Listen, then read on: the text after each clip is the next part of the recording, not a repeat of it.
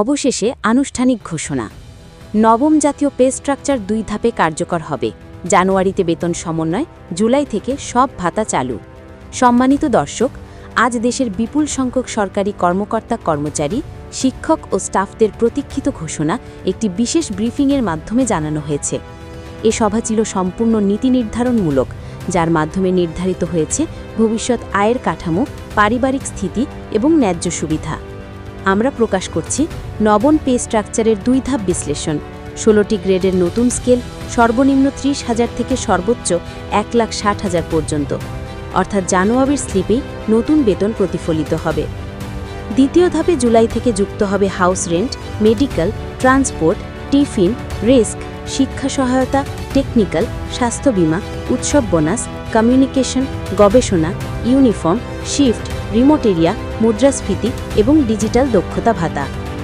সরকারি বিশ্লেষণে grade wise সম্ভাব্য scale: grade 16 30,000, grade 15 32,000, grade 14 34,500, grade 13 37,200, grade 12 40,000, grade 11 43,500, grade 10 47,000, grade 9 50,500, grade 8 54,500, grade 7 58,500, grade 6 63,000, grade 5 68,000, grade 4 75,000, grade 3 90,000, grade 2 1 lakh এবং grade 1 1,60,000। 1.4 অনুপাতের অর্থ বর্তমান বেসিক 100 হলে নতুন হবে 140।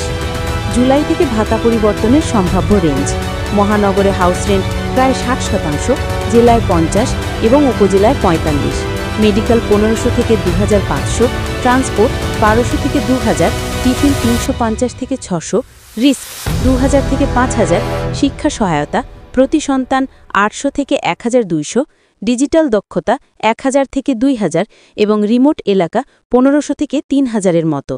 বৈঠকের শেষে জানানো হয়, কর্মচারীরা প্রশাসনের প্রধান শক্তি, তাই ধাপে ধাপে বাস্তবায়ন নিশ্চিত করা হবে। এতে সবাই বুঝেছেন যে বিলম্বের সময় শেষ। নবম পে স্ট্রাকচার প্রলোগ এখন কেবল সময়ের অপেক্ষা। এই প্রক্রিয়া শুধুমাত্র একটি বেতন কাঠামো নয়, এটি জীবনযাত্রার উন্নতি, দায়িত্ব পালনের স্বীকৃতি এবং ভবিষ্যৎ নিরাপত্তার ভিত্তি।